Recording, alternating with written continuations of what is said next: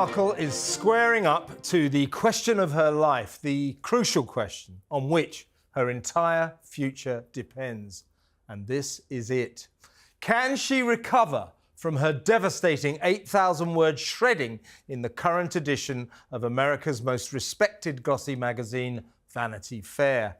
If the answer's no, she is quite simply finished in Hollywood, dead and buried. Just another failed showbiz wannabe who didn't make the grade. Did Meghan really get a flunky to shop around testing interest in a potential post-divorce blockbuster book? If so, just what the hell is going on behind the gilded gates of the Sussexes' Montecito mansion in the sun? You decide. But it's the persistent allegations of cruel bullying that have come back to haunt her. The so-called difficult Duchess has been fending off serious accusations that she mistreats staff for years. By palace workers in Britain, by long-suffering employees in California whose despairing stories were revealed by The Hollywood Reporter, and now by members of the ironically named Sussex Survivors Club whose traumatic tales of woe led to the front page exclusive in Vanity Fair. One former minion who toiled in the Montecito trenches was reported to be so emotionally shattered by 3 weeks up close and personal with Meghan as she recorded her dreary podcast Archetypes, they had to head for the hills and needed long-term therapy to recover. Others rapidly quit their jobs to escape a ruthless, scheming boss who is described as, and I quote, really, really, really awful and very painful. Those who endured the former cable actress's alleged reign of terror chronicled how she constantly played mind games with her team, who never quite knew whether they were in her good books or consigned to the frozen wasteland of her haughty disfavour. A source recalled, "It's talking behind your back. It's gnawing at your sense of self, really like a mean girl's teenager." Under the disparaging banner headline, American Hustle, Vanity Fair methodically tears the Harry and Meghan fairy tale apart. But let's be clear here, this is no down-market hatchet job. That this excoriating expose is the result of thorough research can be in no doubt. Vanity Fair is not a sensationalist tabloid. Its journalism is measured and its reputation impeccable. Significantly, since this special edition hit the newsstands, there have been no denials from Meghan and her ever-protective husband. The beleaguered duo have merely let it be known that the bombshell article left them distressed. In fairness, Harry emerges from the mauling relatively well, depicted as a disinterested English aristocrat who doesn't really know what he wants, but would rather kiss babies on royal-style visits than have to worry about money. Insiders assert that the Duke of Netflix simply does not want to be famous in the way that Meghan does. Also, it must be said that despite the divorce book story, Vanity Fair stresses that Harry and Meghan remain very much in love, almost to the extent that it's them against the world. The prince is, by all accounts, a nice enough guy most of the time, but becomes agitated whenever he perceives that people aren't being pleasant to his beloved wife. I'm not going to knock him for being a loyal spouse, but am I alone in wondering what the hell Harry thought he was achieving when he filmically shook hands with firefighters who risked their lives in the Los Angeles inferno? After he was slammed for grief grifting when he posed for pictures with Meghan on their disaster tourist trip to the burning city, here he was again, starring in another dubious photo opportunity. What was it for? Why did he do this? Is it because VIP visits are all that he knows and, somehow, he's recreating his former life as a working royal in Britain when his regal appearances actually mattered? If so, that is infinitely sad. Now, a big story that you've alerted me to, quite significant.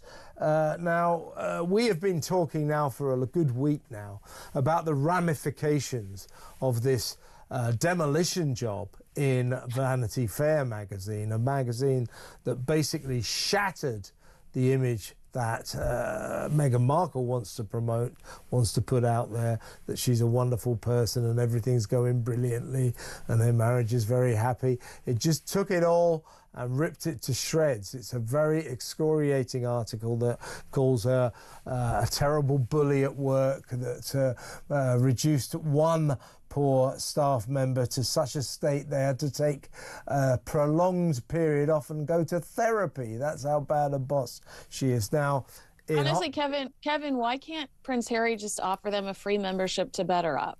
You know, like exactly. Prince Harry's the head of a mental health, app. So, like, why can't Prince Harry step up? Exactly. That's what they should be doing, but that isn't happening.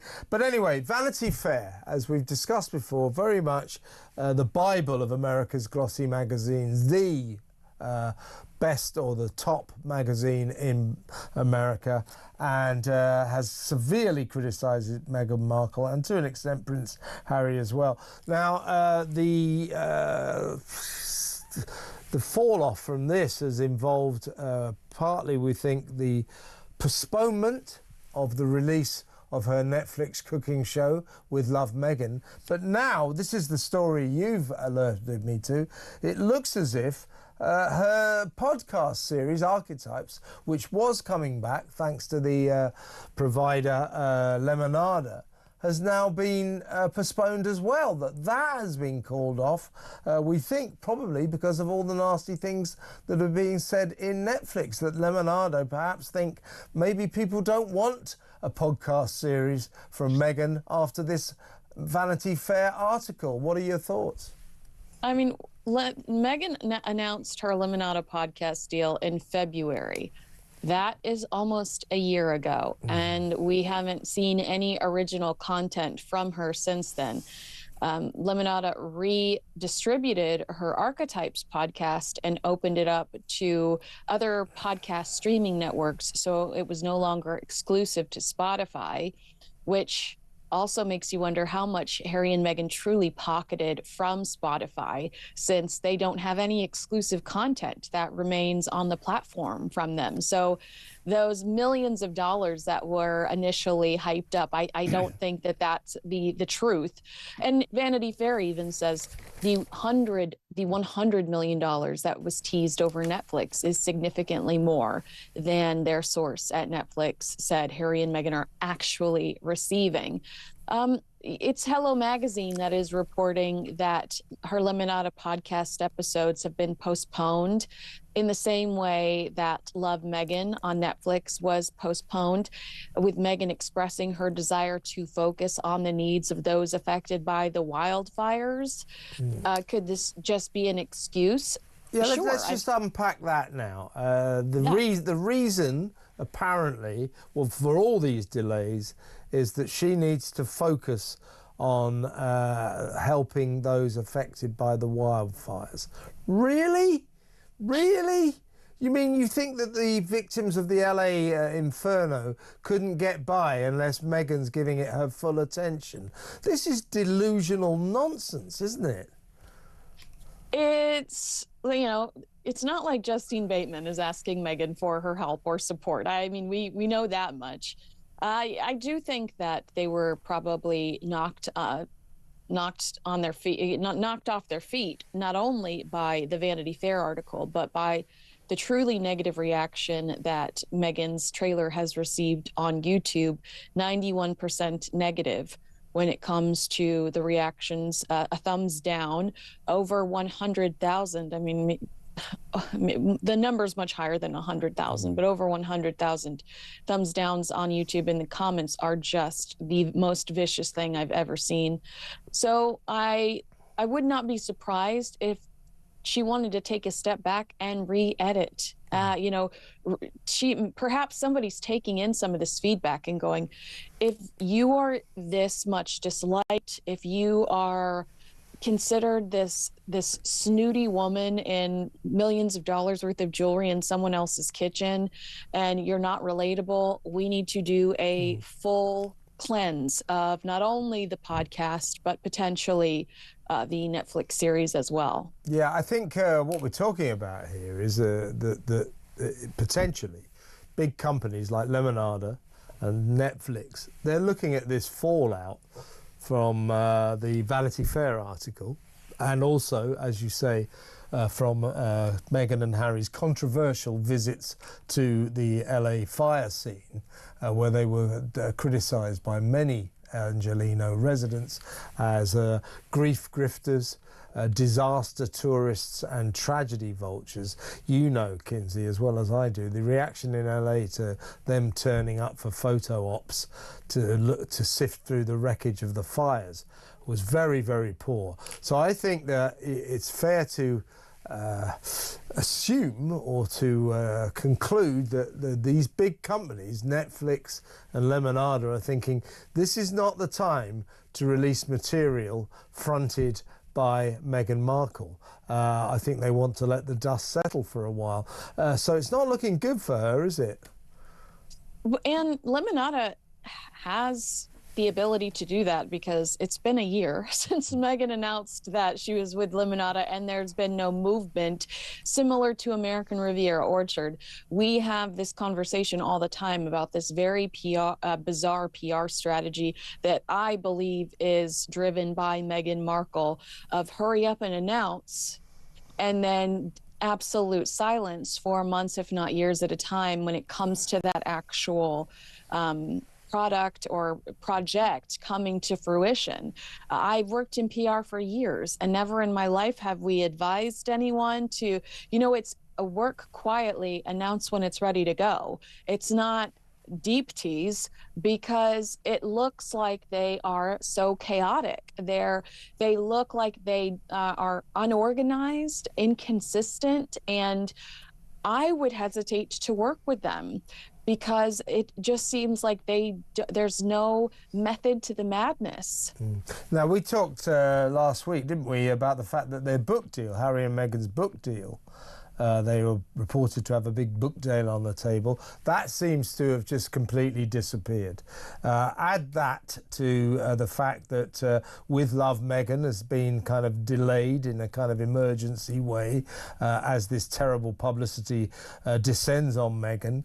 And now, of course, we're talking about her new podcast series. That's been delayed as well. This is all because, I think, of very, very poor publicity.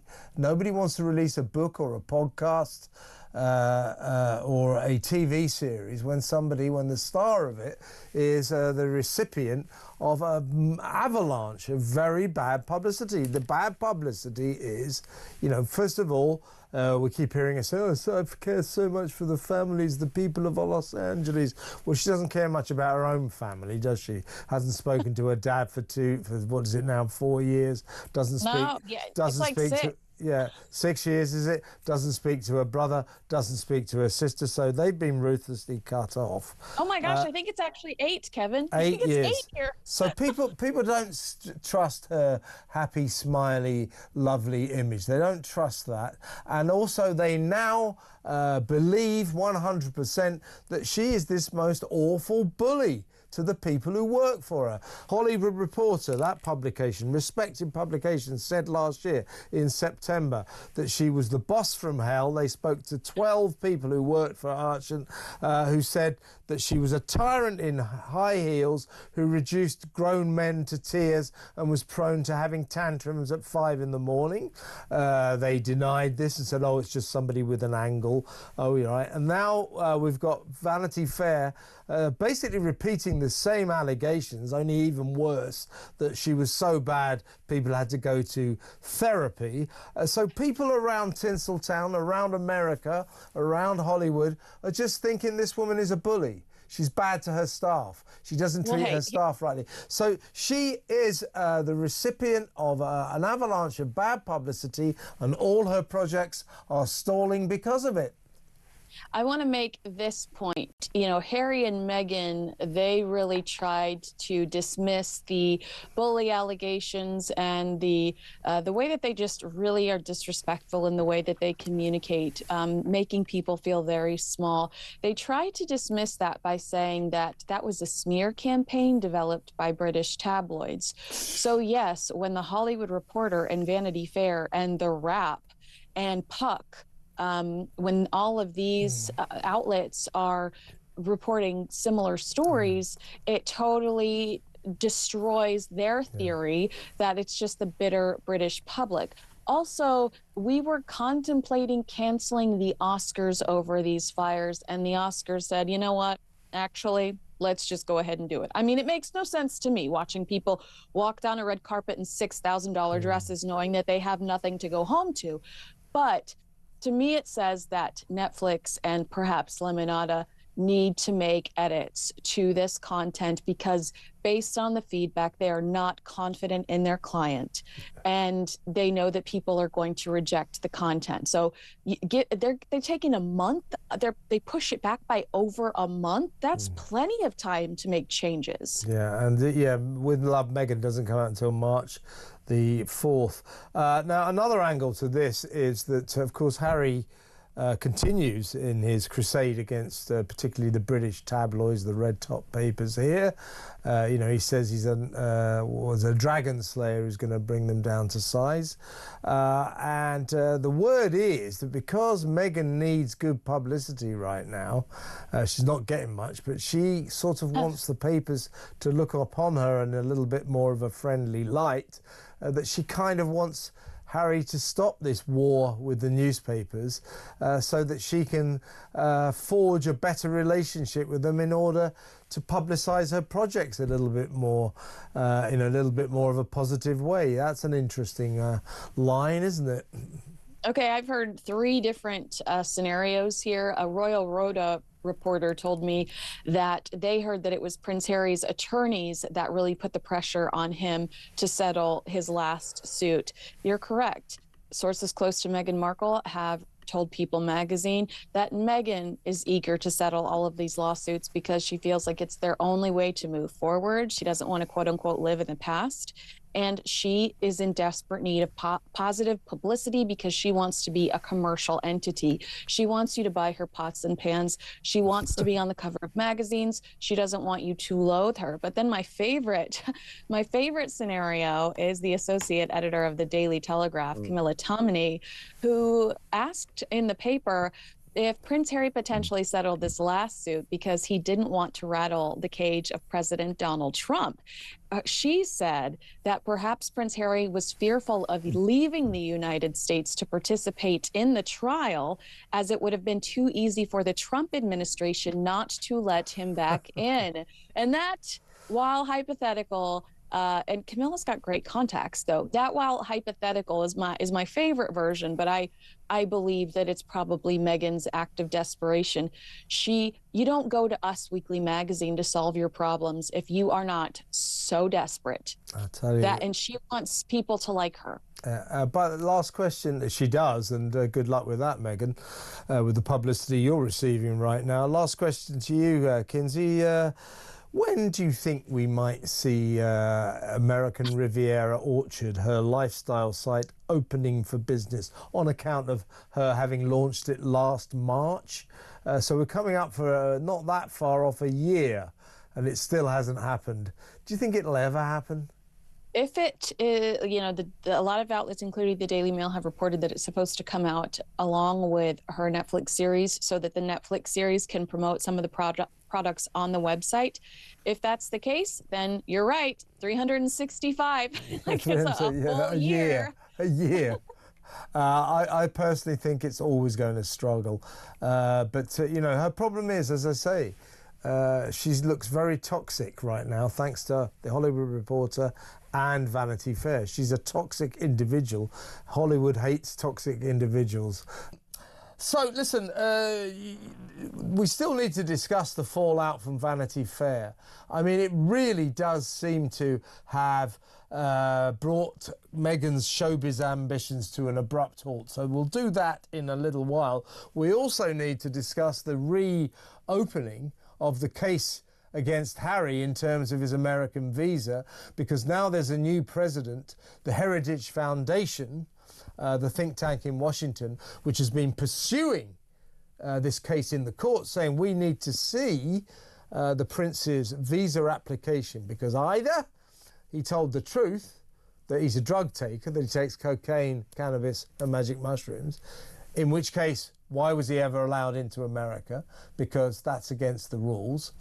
Or he lied on his visa application and pretended he'd never taken drugs, which frankly is what a lot of people do. If he did that, then that's a serious federal offence and he should be kicked out of the country.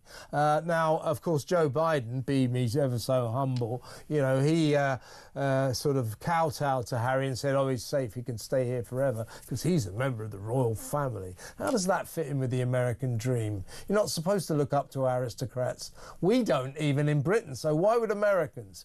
Biden kowtowed to him. Donald Trump, not so much. Donald Trump basically said he's on his own. So seriously, Harry could be fearing for his future in America because Trump says he won't help him if the courts decide that this visa is revealed, and if it's got the wrong information on it, he's toast, he's in trouble. But first, let's get to the gruesome twosomes roasting in Hollywood, where a comedian has basically humiliated them in front of a star-studded audience. Tell us all about it. Yeah, so this is comedian John Mulaney. I hope I'm pronouncing it right because every time it comes out of my mouth, it feels like I'm not pronouncing it right. But he has a new... He's worked with Netflix before and they liked what he did, so they are giving him his own talk show in 2025. And this was basically Netflix's upfronts event where they are showing off all of their new programming that they're proud of. They're trying to engage investors. They're trying to get other members of the Netflix family excited about the upcoming programs. And he stood on the stage and promoting his own, variety talk show, joked, not since Harry and Meghan has Netflix given more money to someone without a specific plan. And there's Ben Affleck in the audience. Speaking of Saturday Night Live, Tina Fey is in the audience from Saturday Night Live. A lot of A-list talent is there to party for Netflix. Harry and Meghan mysteriously not in the building, even though Meghan's got a project on the horizon. Hello, if I'm trying to ensure that my contract is renewed in 2025, I'm at that event kissing feet, okay? So Harry and Meghan weren't there at this upfronts event. And when the comedian made this joke, audible gasps in the room, laughter, whoa. Yeah, a few people went, whoa, yeah. I mean, but it's John Mulaney and he's calling it like it is, isn't it? He clearly has got a glittering career at Netflix. Frankly, Harry and Meghan, not so much, particularly Meghan, whose show Meghan with Love is on the back burner now, to say the least. His show's coming out, as you say. He said to this star-studded audience to launch his chat show, this will be the one place where you might see Arnold Schwarzenegger sitting next to Nikki Glaser, sitting next to a family therapist with music by Mannequin Pussy. This is a really fun experiment. Not since Harry and Meghan has Netflix given more money to someone without a specific plan. I mean, that's sticking the dagger in, isn't it? Well, let me tell you why this is really digging the dagger in, because he said a lot last night.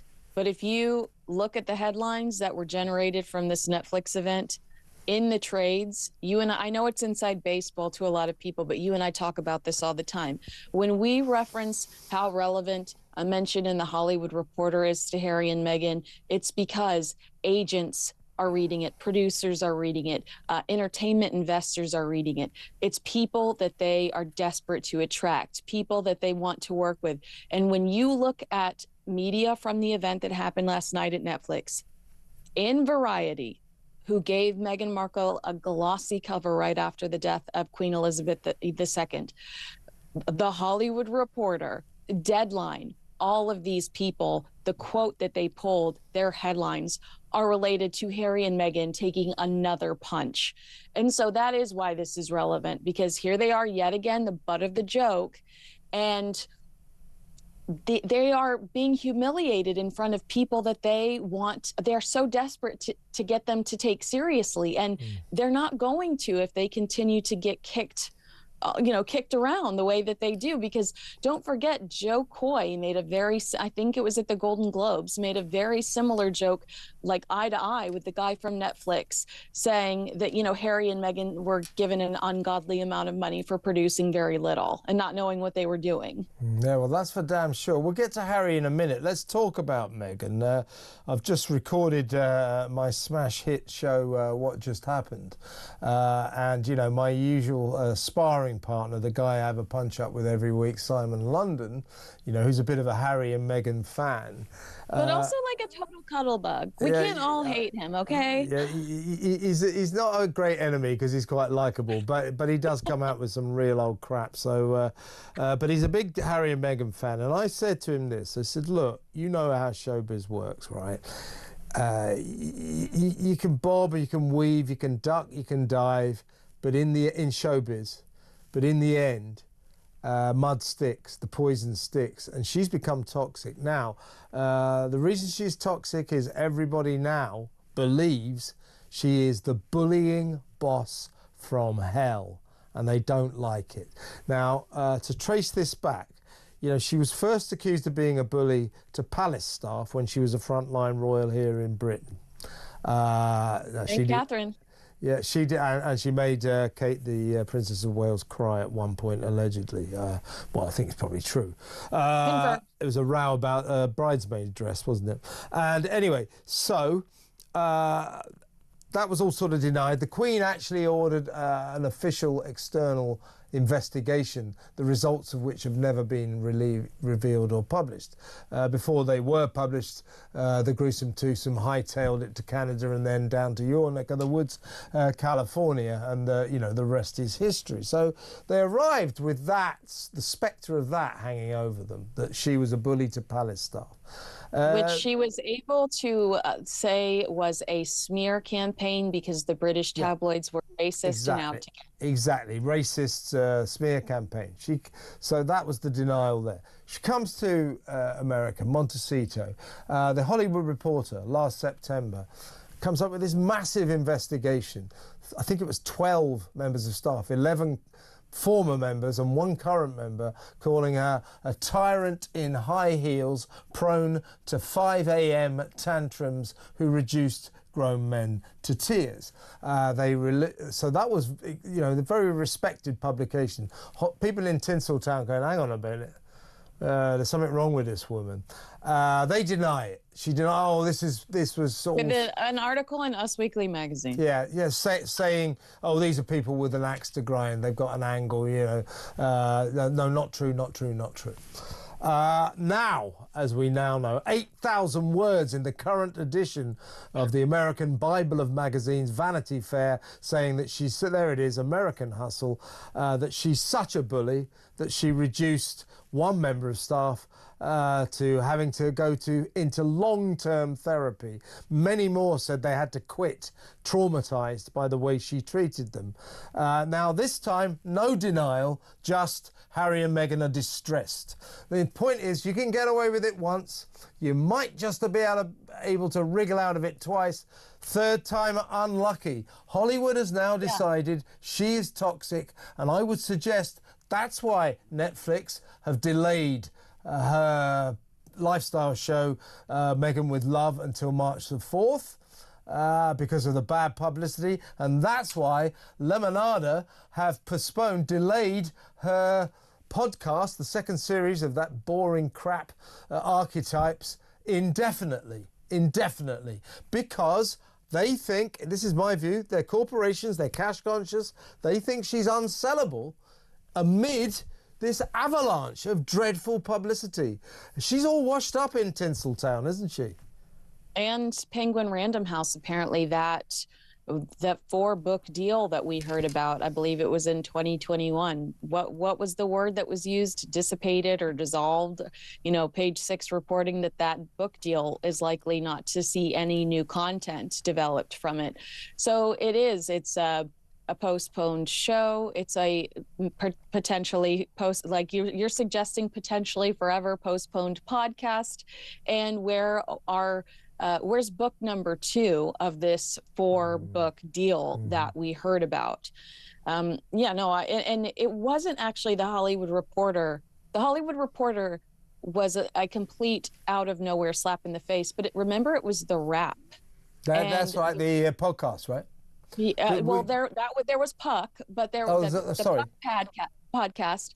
But the Wrap is another industry site that said that there were issues behind the scenes, and that article didn't blow up.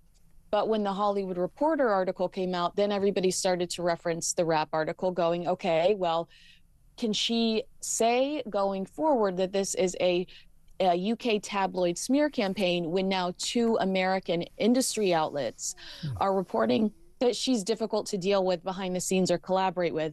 Now, Vanity Fair, that is just a punch in the gut, because you've got 3 American outlets now and you have to read between the lines of the loss of the Spotify deal.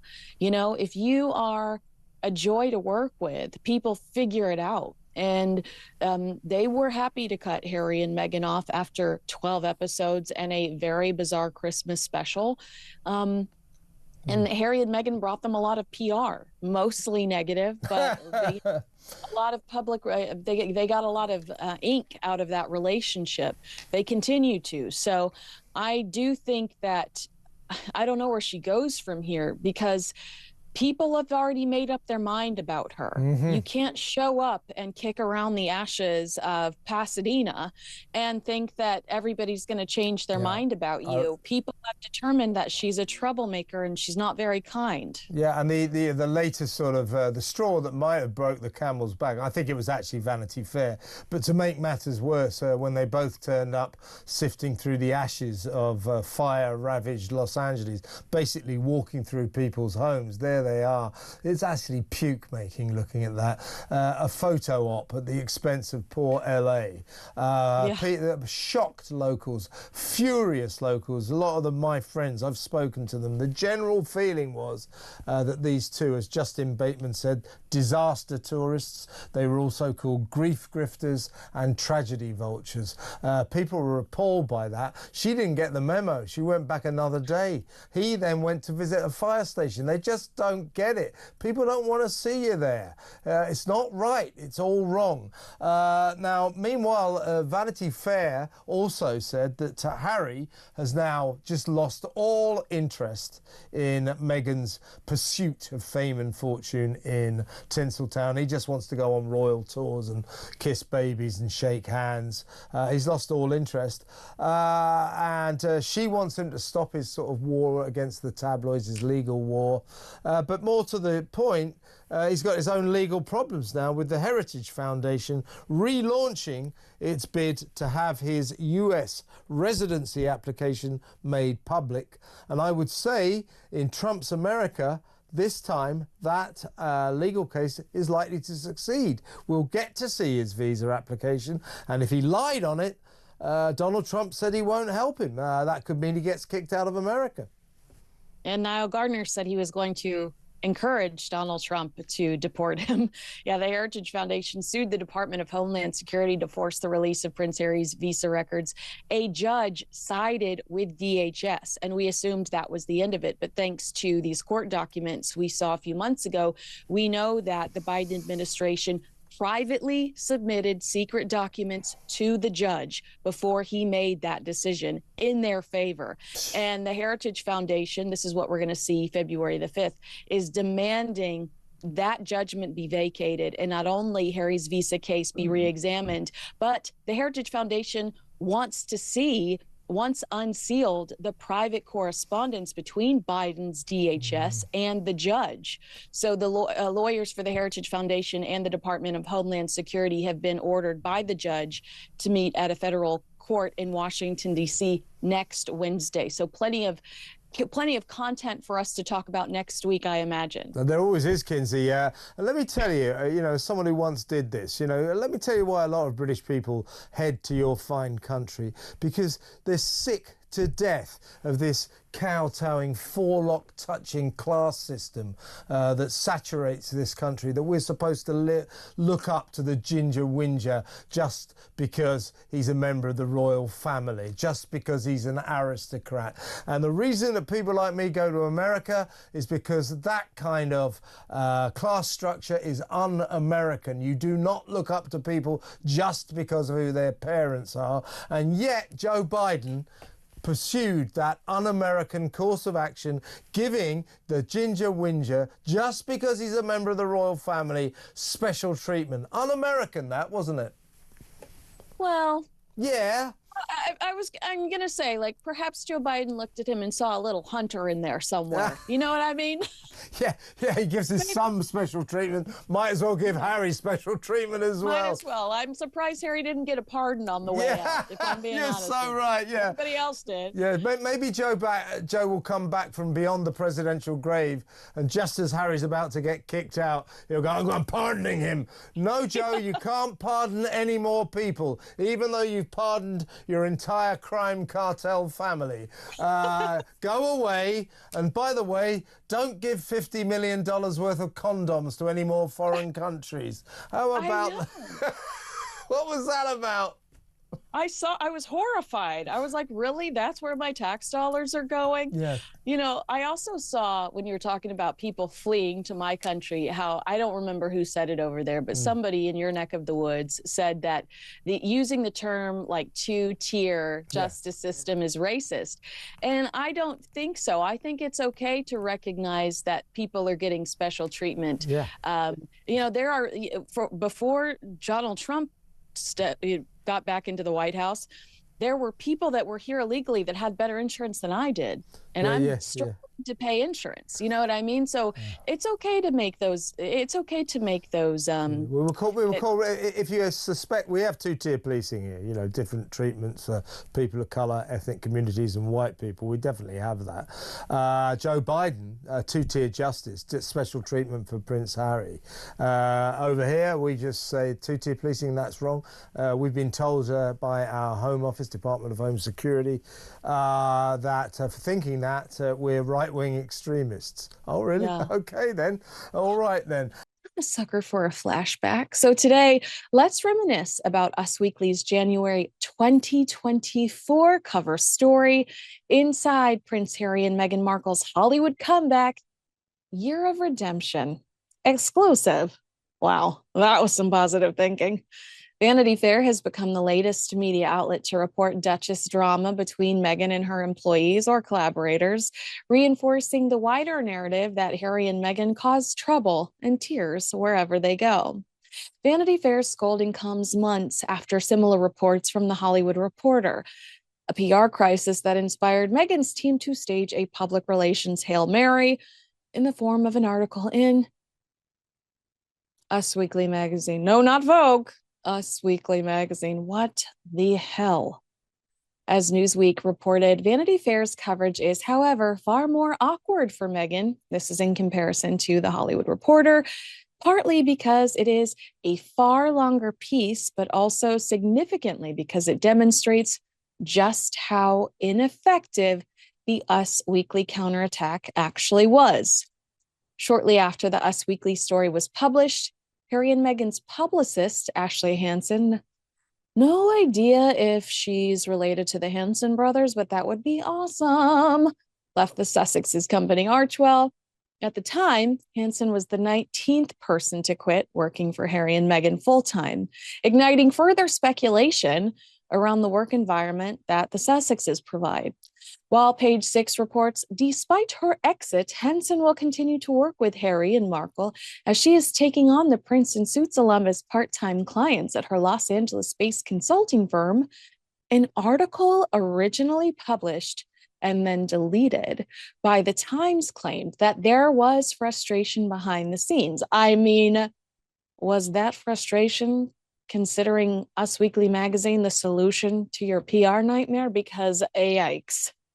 In the now removed article from the Times titled Harry and Meghan's Fifth Departure of the Year as PR Chief Exits, a source told the publication Ashley has been putting the feelers out for doing some freelance work on her own. It hasn't worked out with Harry and Meghan. She is really good and highly rated by their team. It's just the clients don't always listen to the advice. Shocker. Whether it was Ashley or Meghan Markle, someone thought Us Weekly magazine was going to be a game changer. And to repeat myself, and Newsweek, the Vanity Fair piece demonstrated just how ineffective the Us Weekly counterattack was. But Us Weekly had been drinking the Sussex Kool-Aid for a while. Take a look at this January 2024 cover story, which now feels more like a parody. Inside Prince Harry and Meghan Markle's Hollywood comeback, Year of Redemption, exclusive. Knowing what we know now about Meghan and her team working hand in hand with Us Weekly in September of 2024 to combat the Hollywood Reporter story, some of these quotes feel even more, well, ridiculous, okay? Us Weekly says, the past year, now this is 2023 they're talking about, the past year wasn't exactly a banner one for Prince Harry and Meghan Markle. In January, Harry's memoir Spare sent shockwaves across the pond, deepening the rift between the prince and members of the royal family. In May, the Sussexes were accused of exaggerating claims they've been involved in a near catastrophic car chase with the paparazzi in NYC.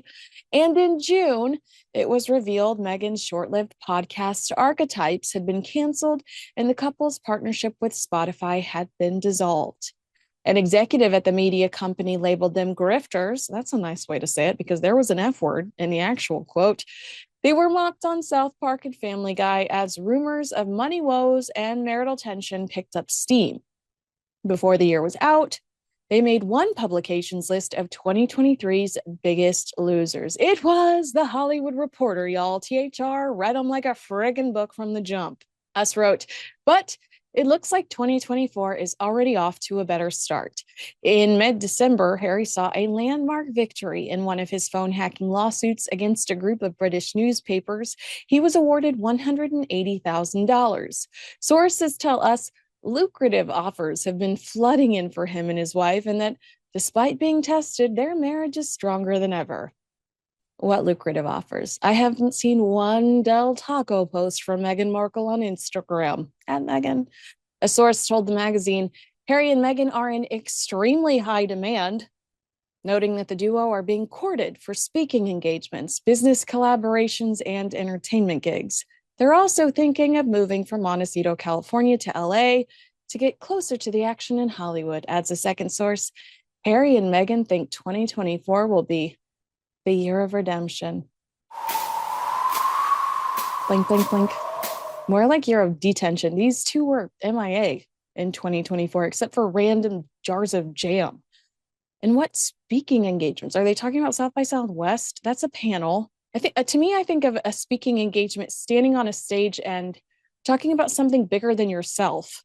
Business collaborations. Are faux royal trips to foreign countries now categorized as entertainment gigs? Because that does kind of make sense. There was a lot of acting involved and filming things without sound. It was like a silent movie. And the BBC said, we're not playing this silent movie, okay? You have messed with the raw footage. It is no longer quality enough for BBC. Us Weekly claimed it's an exciting time for the Duke and Duchess of Sussex. According to the second source, Meghan's team has been turning down offers left and right. They've actually been shocked by how popular she is, says the source, interjecting here to reiterate the 91% negative feedback on Meghan's Netflix YouTube trailer. 91% negative. Also, the idea that her team has never seen something like that. They're shocked by how popular she is. They've never seen something like this before. William Morris Endeavor represents Jessica Alba, Ben Affleck, Christian Bale, Kate Beckinsale, Matt Damon, Jennifer Garner, Whoopi Goldberg, Jake Gyllenhaal, Kate Hudson, Hugh Jackman, John Krasinski, Jude Law, Sienna Miller, Conan O'Brien, Denzel Washington. And you're trying to tell me these people have never seen anything like this before? Get out. Get out. Continued, she has a few projects pending, and the source says the Suits alum may also be working on a big media deal.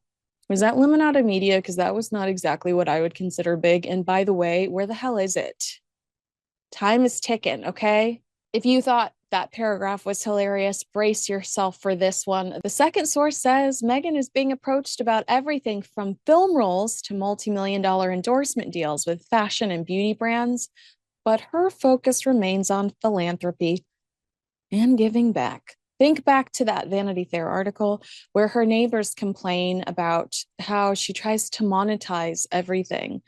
If Meghan Markle had multi-million-dollar endorsement deals on the table, she wouldn't be walking the carpet for highbrow hippie at a low-energy party in Venice. She'd be doing Paul Mitchell commercials. Like, we're not dumb. And their lack of philanthropy and giving back has been cited as one of the reasons people don't like or understand them. Can you define arch well? Because this is my job and I can't. Show up, do good. Okay. I could do that at a car wash. Us Weekly writes, Harry 39 and Meghan 42 launched the Archwell Foundation in 2020 with a mission to facilitate cultural change. God, they're so good at being vague. The source says Meghan is currently laser focused on the foundation and that everything she considers must fall in line with an Archwell initiative. On December 11th, the organization announced this is December 11th, 2023. The organization announced Meghan had debuted the Welcome Project, which supports women-led programming for recently resettled Afghan women. Now, we've seen Meghan appear at one event for the Welcome Project, and that was in November of 2024, almost 1 year after the initiative was announced. So, it's that lack of consistency that Vanity Fair talked about, right? Okay, a year later, we hear about this project again. That's not how you brand yourself as somebody that is laser focused on philanthropy. 12 months, we don't hear about this. We forget that you're involved in that. We forget that you're doing that. They report there's also talk she's resurrecting the TIG, the lifestyle blog she ran prior to marrying Harry in 2018, while the second source maintains that conversations around the blog are ongoing. The first source says the plan is to relaunch the TIG bigger and better than before. TIG Talk. That is a watch reference. Is that before or after we get beyond a landing page that just collects email addresses for American Riviera Orchard.com asking for a friend? Oh, wait, here we go. A return to acting is a never say never possibility too, says the first source. I like how source one and source two. Honestly, it's this person that knows nothing, one, and this other person that knows absolutely nothing, two, and are both talking out of their beeholes. That's how I would just describe them. Is that being too harsh? I mean, how many of these things are not actually true that we've gone through so far? Redemption, year of redemption. Possibility, says the first source, especially given the recent resurgence in popularity of Meghan's long-running legal drama Suits after it hit Netflix in July. Sources say there's talk of a reunion similar to the Friends special that aired in 2021. Oh my God. Comparing Suits to Friends is, pardon my French, the stupidest thing I've ever heard. I'm insulted. Chandler Bing is insulted, okay? Don't even. Meghan's been tight-lipped about potentially revisiting the series, but there's hope that if the timing's right, something can be worked out, says the first source. Adds the second, Meghan would consider it. There have already been discussions. Well, there's a spinoff that already exists with literally no sign of Meghan Markle. So who's discussing what? The source adds, Meghan is currently 100% more interested in directing and being behind the camera. In 2020, she and Harry signed a deal with Netflix worth a reported $100 million. Vanity Fair said it's definitely not $100 million. So far, Archwell has produced the couple's Netflix docuseries, Harry and Meghan, and Harry's Heart of Invictus series. This August, they acquired the rights to the bestseller Meet Me at the Lake and will be adapting the romance novel for the streamer. I can't imagine a more perfect partnership, the book's author Carly Fortune said of the news. Meet Me at the Lake, not in production yet, just so you know.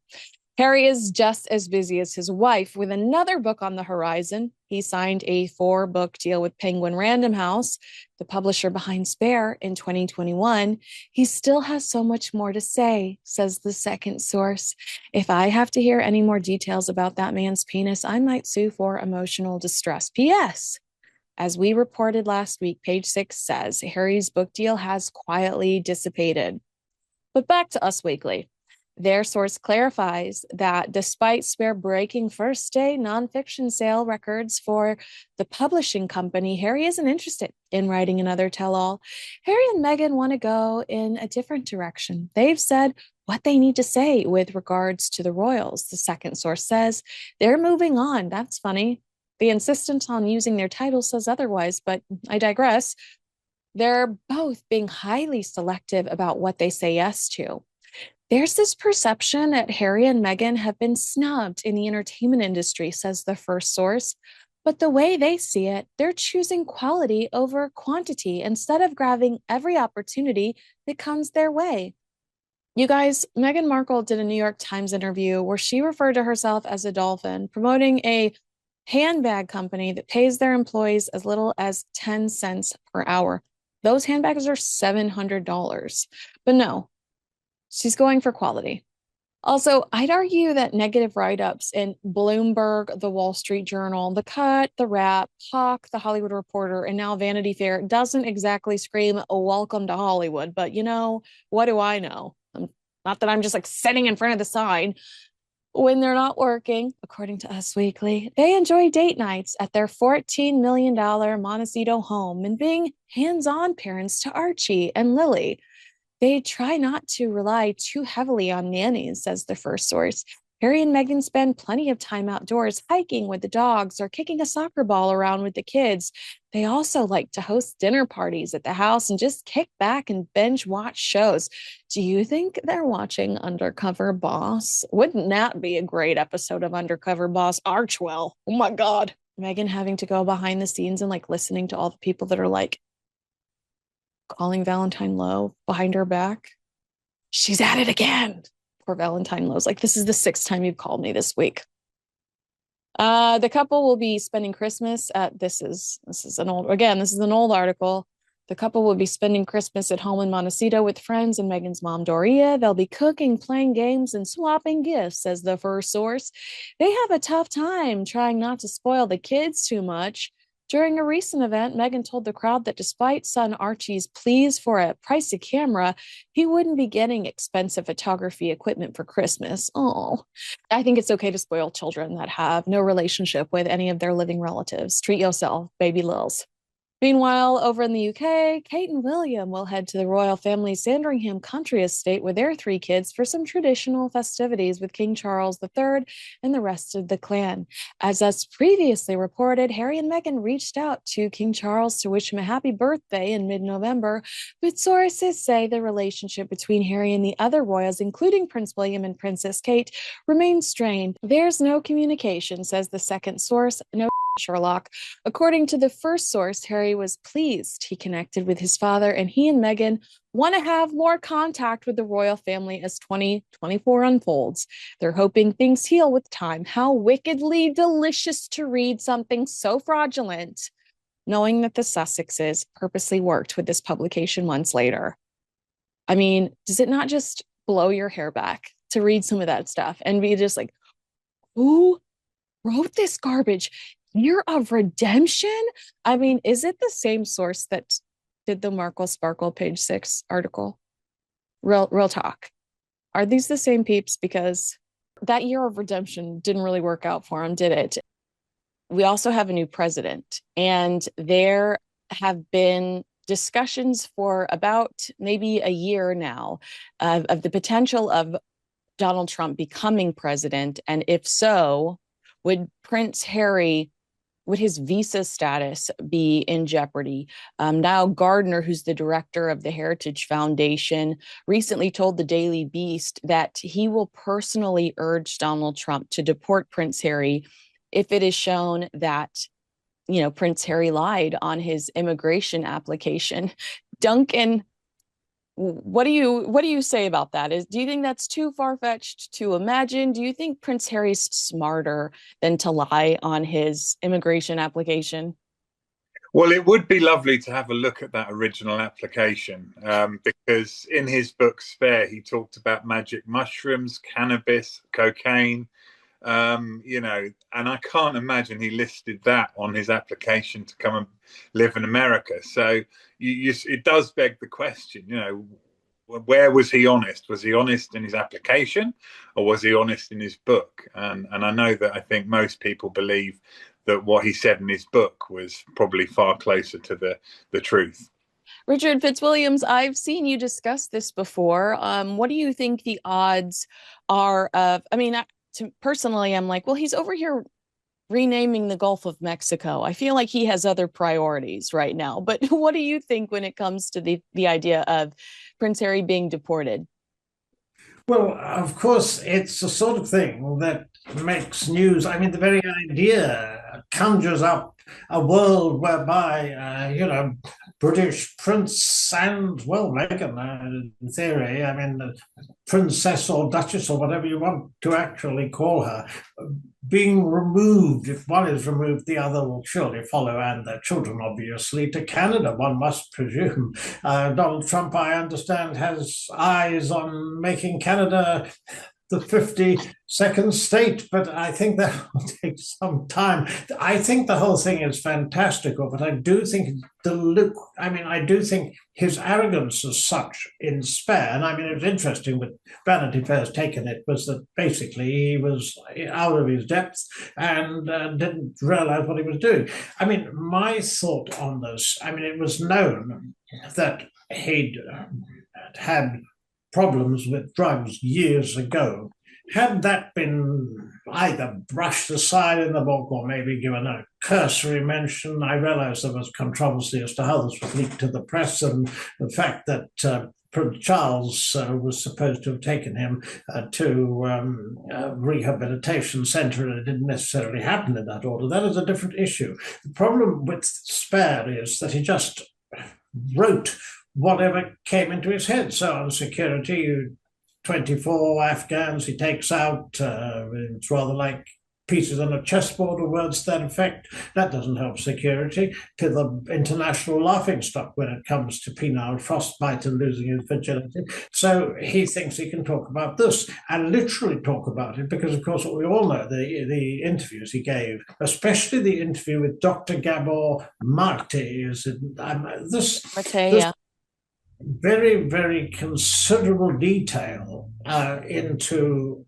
certain drugs. And I think it was stupid to have done that. It just simply didn't make any sense. And he should have known, or should have been warned, or should have at least realized that there was an issue here. And the fact that he didn't appear to even comprehend this leads me to believe that he might perhaps not have included it on his application form. And if that's the case, in theory, I'm sure the Trump administration don't wish to offend the royal family. I'm sure that they things to do, and also there'd be a court case because, well, unquestionably, he would attempt to appeal.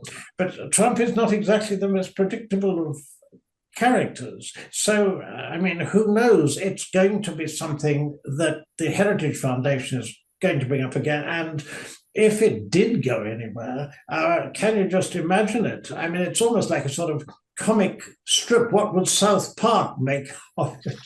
The Daily Mail reporting in an exclusive that the Princess of Wales was offered global covers of Vogue.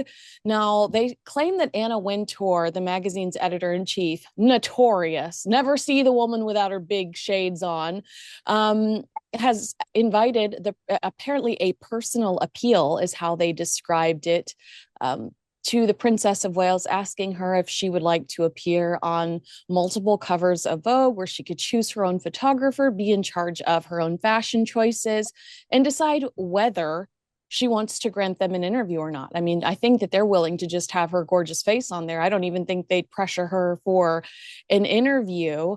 The Daily Mail claiming that's happened within the last week. Does that surprise you? And what does your intuition say about whether or not she would do this? Because you and I have talked about how this kind of stuff is the last thing on her mind after her cancer battle. Yeah, I think sort of there's two aspects to that. After her cancer diagnosis last year and her battle, Kate's ratings have just gone up through the roof. She was popular anyway, but now she's sort of walking on water. So there is this huge sort of regenerated interest in her, and I think the public in particular really have warmed to her and want more and more of her. So the second thing is whether or not she'd be prepared to give herself and be more public, and that Vogue magazine deal would be something that would mark a significant change really in the way that she comes across. She tends to stick only to official royal engagements and overseas tours and things, almost classic Kate really towing the line. But I would have thought, why not? Why not? She's fantastically attractive. She's fantastically ahead of fashion trends. Whenever she's pictured in a particular outfit, they sell out instantly. So I think she'd be perfect, should we say, magazine fodder for Vogue magazine. Yeah, you're right, because they're saying the reason that they pursued her is because she is this global fashion icon. But I think the both of us would agree that it's beyond that. It's because she was so stoic throughout the year with her cancer battle, because, sadly, how much interest her cancer battle generated with, about the royal family, just people absolutely fixated on the royal family last year. They watched, her progress, and thankfully now she's in remission. But I wonder, and you might slap me on the hand and say they're not on their radar anymore. And I believe for the most part, Harry and Meghan are no longer on the palace's radar. They're like, you guys do your own thing. We have our own agenda. But would there be any hesitation with Catherine doing something like that there could potentially be the annoying comparisons to Meghan Markle, who you and I both know would clinch, squeeze, pursue that cover of Vogue like her life depended on it? That's a great question, isn't it? Because you wonder whether this could be a perfect revenge from Kate to gazump her sister-in-law and snatch that big sort of deal or big piece of limelight. I think it would be a great statement from Kate. It would be a great statement after the year that you've just outlined, where she's been pretty much behind the scenes and she's gone through this horrific ordeal. And in some respects, I can imagine it being a signal to those who have had that horror of going to the doctor and being told, "I'm afraid it's cancer," to show them that, look, you can get through it. Look, you can, it's not a death sentence. It's something that's very difficult to deal with. But look, here I am. It's announcing her back on the world stage. So I think possibly, there's a very good chance, I would say, that she would perhaps break with protocol and accept this offer, take this offer up. Maureen, what was your first reaction when you saw the Vanity Fair piece that Meghan Markle probably wishes doesn't exist or didn't exist? It's, Kinsey, first of all, I'm so happy and gratified to be talking to you about this. I've been waiting on pins and needles to talk to you about this. It's such a gratifying bookend to Meghan's first Vanity Fair cover, which was laudatory and really the palace was infuriated by it, reportedly. But what she did, it was like a really masterful play. She went around the palace and just did the cover because it cemented her as Yeah. Harry's intended future wife. Oh, yeah. And yeah, and it was laudatory and it made her look and sound great. And this version, this cover story, has a lot of teeth, which is something that most publications no longer have. But that Vanity Fair felt that they could take a wrecking ball to these two and just obliterate them. Tells you everything that we need to know about like where they stand in the industry, whether it's publishing, podcasting, streaming. It follows the Hollywood Reporter story this summer that basically said Hollywood's done with them. Right. So they're done, I think. Mm. Did it occur to you that did you remember, I guess, because Meghan Markle, I didn't care about Meghan Markle in 2017 when she appeared on the cover of Vanity Fair because she was the new kid on the block. I just did not have an opinion of her back then. But of course, we're making these comparisons today because of this intense article, this new article. Did it occur to you that she likely pursued Vanity Fair for her cover because of those beautiful Princess Diana pictures in that cover from 1997, where she's in black and white and she'd been seen as this victim, and all of a sudden Vanity Fair puts her on the cover and you realize, oh my gosh, this woman could be a supermodel if she wants to because of the way that they framed her. I mean, just these iconic shots that now Prince Harry has framed in his home. I wondered if there was any intention in 2017 of Meghan pursuing something like Vanity Fair instead of Harper's Bazaar or Vogue because of the Diana connection. That's a really interesting theory. You know, those photos that you speak of, I don't know if you recall, but I believe it was episode 1 of the Harry and Meghan Netflix docu-series slash reality show, where she's got their baby Archie, I believe, and she's showing him a picture of a portrait of Diana. And she's like, that's your grandmother. And it's not a private family photo. It like they framed the photo from the shoot. I think it was the Mario Testino shoot, I think so. right? That wound up in Vanity Fair. And Yes. it gives you such a sense of the way that she engages with her in-laws and her deceased mother-in-law as like an icon who was really globally famous, not like a person, a mother who never got to meet her grandchildren. I found that so telling. Yeah, I think you're right. Very much so. It all feels very intentional to me in a creepy, well, let me just wear the skin off your body kind of way. What were there any takeaways? Did anything make you gasp? Because there are some people that criticize the piece and say, what, we've heard it all before. There are some things that I think we assumed, like Prince Harry would love to just sit back and let Meghan Markle do all the work and him be the charity guy or the stay-at-home dad. But I did feel like the piece had packed a punch, and there were some big takeaways. The divorce book, I'd say, being my biggest takeaway. Oh, and Beyonce not wanting to do the podcast. Did you have any big takeaways? Yes, first of all, I agree with you. The divorce book, the Beyonce snub. I think the fact that this piece exists in a major American publication that is so vastly critical and has details and receipts of a couple that is famously litigious. Like they will sue you for looking at them sideways. What also really struck me were another couple of things. They're minor in comparison to Meghan allegedly shopping around a post-divorce book. What does that look like? What does that paycheck look like? My imagined conversation. One is that one of the employees of Meghan's on her failed podcast Archetypes left after 3 episodes. 3 episodes. Yeah. Kinsey, if you had employees who left you after like 3 episodes, you wouldn't be where you are. And Right. you know what I mean? The other one was that they have like no ideas. They Yeah. have like content creation, Harry and Meghan, requires actual content, not just your actual benighted presence in a room. And the only idea that I read in that piece that Harry brought to whoever his backers were, Spotify, was that he wanted to interview men he clearly viewed as sociopaths, be that Vladimir Putin or Donald Trump, and talk to them about how they developed their sociopathy, but how it was that Harry, despite all of his childhood challenges, never himself became a sociopath.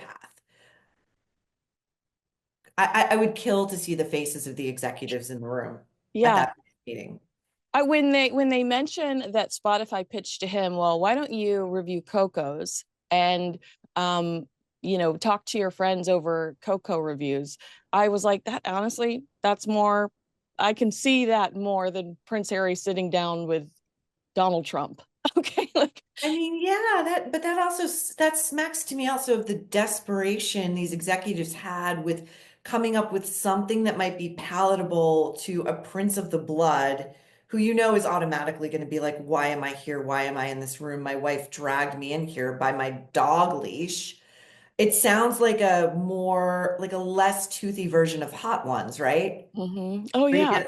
That's what it sounds like. But what is he going to talk to his friends about? Like, according to one of the people who worked with them, this person said, outside of polo, I have no idea what Harry's interests are. Like, the guy does not seem to have a developed inner life at all, which means he doesn't have actual interests. He's not that intellectually curious. He is a very circumscribed worldview. Of course he does. He's one of the most sheltered, protected people on the planet. I like whoever cut these checks. I can't imagine what they were thinking they were going to get. Well, I think what they thought they were going to get was the Oprah Winfrey interview, and that they were devastated when they watched the Oprah Winfrey interview happen, because they thought, oh my God, that's why we signed on the dotted line, because we thought we were going to get those revelations that Harry and Meghan later turned around and denied that they even hinted at or said. But they wanted the drama. They wanted Harry and Meghan to sit on there and fume. And they got that a bit with Meghan with archetypes, which is just, archetypes to me was a horrible concept to begin with. And then to find out it was someone else's idea, it's like, oh my gosh. And she just sat on the mic and complained about Austin Powers, which how that movie's 20 years old probably now. Like, what, there are bigger things going on, Meghan Markle. There are other things you can complain about than having to sit through Austin Powers. But you're right, it's sad that they were given all of these opportunities, and it's not like they were they had like a timeline when it came to coming up with concepts. We all sat at home locked in our houses for almost years during the pandemic. That was plenty of time for them to come up with multiple ideas for how they could utilize Spotify or Netflix, those platforms. And additionally, I really thought they'd be savvy enough to see Netflix and Spotify as a way for them to get past the media.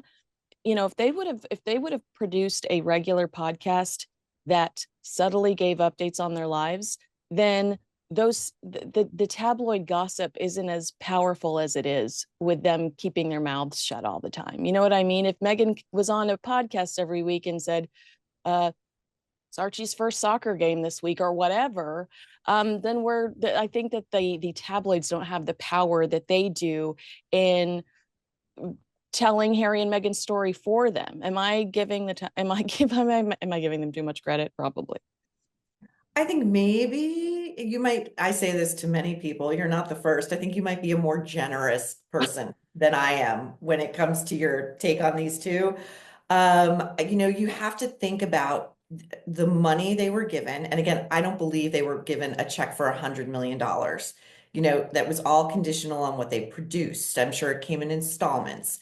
But you have to think with that amount of money, the level, the high profile nature of these announcements and their celebrity, there were people in the room they were throwing the building behind making any number of these projects a success. The problem is you can only do so much with people who read as though they are pieces of immovable furniture. Despite their celebrity, they really don't have much charisma. They have nothing original or unique to say. It is no accident that anything that they have to offer it has nothing to do with the royals now, because that informational supply has been choked off. It is, the faucet has gone dry. This guy doesn't even know, reportedly, how his father is doing in his cancer battle or how his sister-in-law is doing in hers. They have nothing to offer, and it makes complete sense that they're flailing about right now. I just read, I don't know if you saw this, that apparently Meghan's second iteration of a podcast, which is backed by a company called Lemonada, has been delayed yet again. Yeah. Why? You know this. It doesn't take that much to get a podcast up and running. Right. What is the holdup? It's because there is, I would posit that her mind, aside from strategizing how to become a minor royal, it is an arid desert of ideas, thoughts, feelings. I mean, imagine LA has been burning to the ground. You would think they might have something to offer there aside from like a disaster tourism photo op, but they don't, because I don't really think they give a shit. Yeah. Yeah, I've been surprised that I haven't, we've seen them out together once, and then independently, Prince Harry was photographed with some dogs at a fire station, and then Meghan showed up at a girls' charity. And that's fine if we don't see them anymore, but they should be pushing out press releases if Archwell is doing something. Everyone I talked to, and it even felt this way in listening to the neighbors that complained about Harry and Meghan in the Vanity Fair article, everybody's like, where is the philanthropy that they promised? When they left the royal family, they promised a life of service, but we're seeing Meghan twirling around in a kitchen wearing like $30,000 between her clothes and jewelry. And we're seeing all of these big numbers associated with their deals with Netflix and Spotify, or certainly not Lemonada. She did not get Spotify money with Lemonada. And I wonder how much of the Spotify money they ultimately got, knowing how many resources went into editing her podcasts now, thanks to Vanity Fair, but also knowing that Lemonada took this Spotify podcast and redistributed it everywhere. So it never, it's no longer a Spotify exclusive. So how much truly did they get when Spotify doesn't even have any exclusive content that remains on their platform?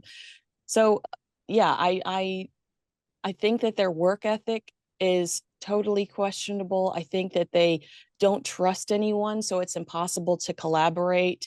And sadly, I think you're right that these are two individuals that aren't very creative, and you would expect more from Meghan, knowing that she grew up in this town around people in the industry and pursued the industry for so long.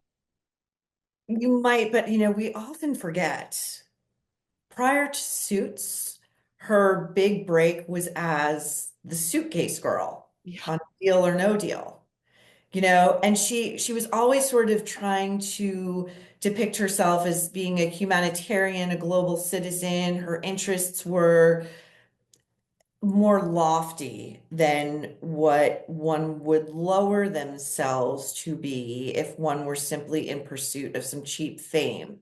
This vaunted feminist who took that like award from the Ms. Foundation a couple of years ago, was dressed in like tight little mini dresses, opening suitcases, and on a game show. So spare me and shove it.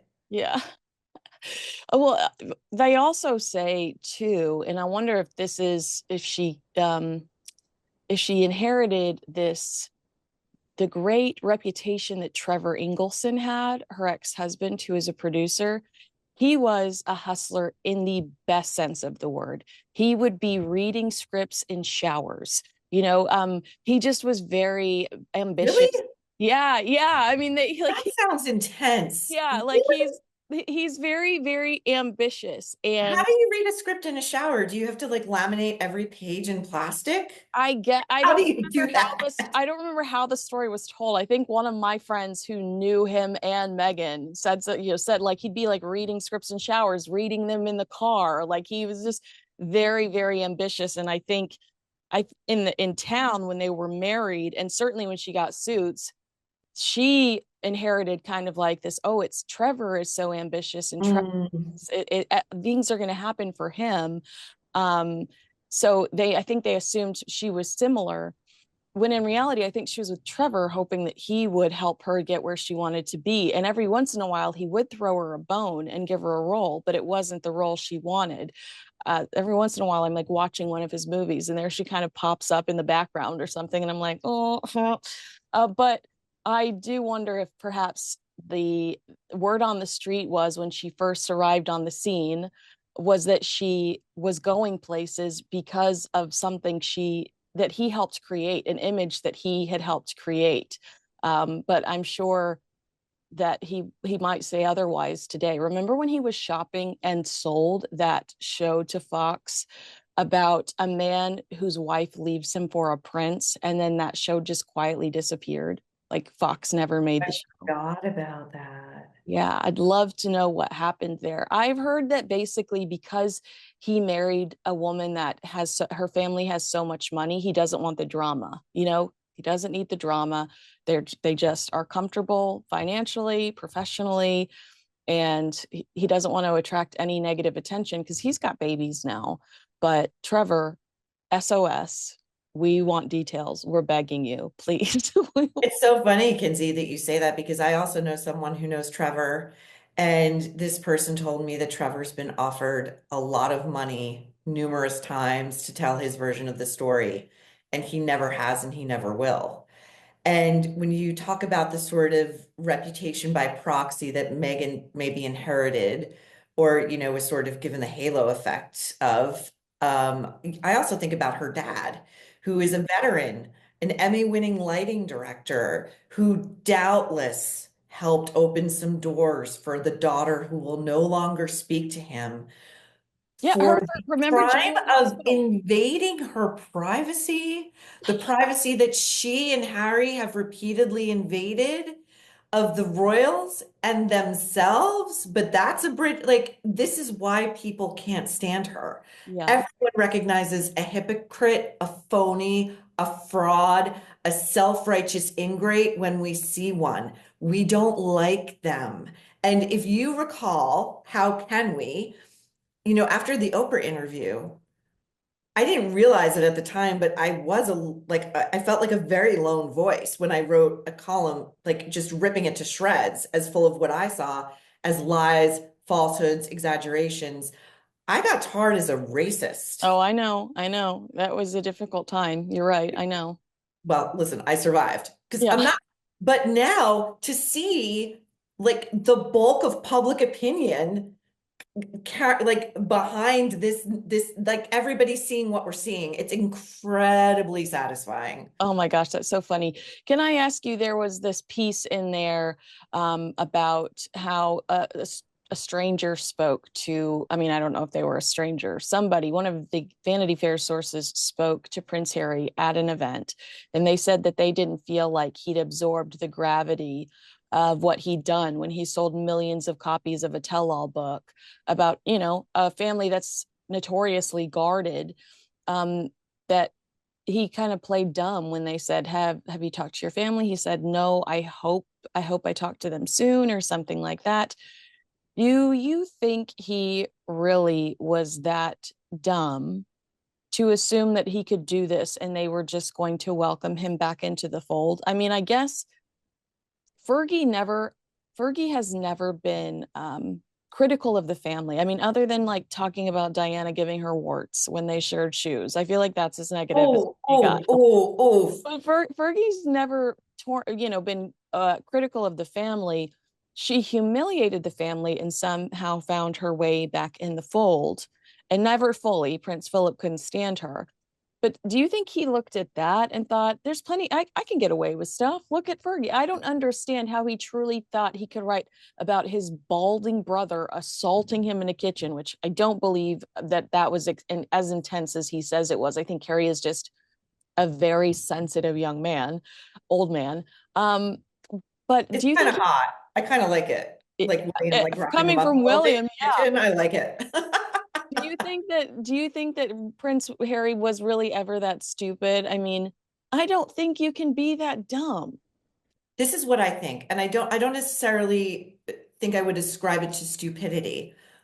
My understanding is that after Diana died, he was so grief-stricken and kind of at risk that the family really cosseted him more than they ever maybe would have. And that his acting out, his rebellions, it was all sort of couched under this umbrella of his extreme complicated grief, perhaps fears that, Harry might, reportedly, and, my understanding, possibly do something to harm himself. And I think that that's the hothouse environment in which he grew up, in which I think of it as sort of a reality TV villain analog, where it's like there's nothing you can say or do that you can't come back from because the narrative just has to keep rolling. Well, look at Spencer Pratt. Prince Spencer Pratt's doing okay. For now, well, I mean, we'll see, right? But like, yeah, he's having a little bit of a revival. And I think it really struck me that that was where his mind, like his warped mindset was when he did. It was either the Tom Bradby interview or the Anderson Cooper interview when he was promoting Spare. And one of them said something like, "Don't you worry that you will not be able to come back from this." And he said, "Oh, I plan to make up with my family." And I just remember thinking, like, that goes two ways. Like, you need the other party to be willing to forgive you. Like, it's not like a unilateral decision. And that's when I realized, like, this guy has no idea how relationships really work, really, at all. Familial friendship, I think this romantically, I think he and Meghan are ultimately, despite what the VF piece says, doomed. I don't know how you. I really want reading that your wife has been shopping around a post-divorce memoir. That was my next question, because I want to read this to you. Everyone who spoke to Vanity Fair said Harry and Meghan are deeply in love. As one person put it, they are so hot for each other. Like, you know how you meet those couples where you're like, the way they're looking at each other, I shouldn't be here right now. Or I should be here right now, question mark. I was going to say to you, like, I think that source is Meghan Markle. Right. I was going to say to you, I'm not a love expert. I'm certainly no love expert, but to me, I've always felt like there's a difference between love and lust. And I have never thought that Prince Harry was not lusting after Meghan Markle. And he probably does love her. But I don't think that, like, to your point, there's no way somebody could even contemplate shopping around a divorce book, even engaging in, that conversation. And if you've been divorced once before, who's to say that it's not easier the second time around? I don't know. Maybe it is for Meghan. But I just thought, really? Okay, so they want to tear each other's clothes off. That doesn't mean they're deeply in love. That means that they like to go to Pound Town, and God love them. I mean, I just don't think it's the same thing. Listen, I have two thoughts about this. Number one, so a traditional magazine, which is like a dinosaur, has a lead time of 3 months, which means this reporter's been working on this story for probably at least 6. And over the past 3 months, what did we see? Harry and Meghan doing a ton of separate appearances and things on their own, and being told that we should expect this quote unquote professional separation, which I think is just an on-ramp to a quote unquote personal separation. I think this woman, again, my own opinion, is a scorpion. She is a cold-blooded, lizardly creature. She sent back her wedding ring to Trevor, right? Wasn't it Trevor? She sent that back in a FedEx envelope. That is as cold as it gets. He's in for a world of hurt. He's in for a world of hurt.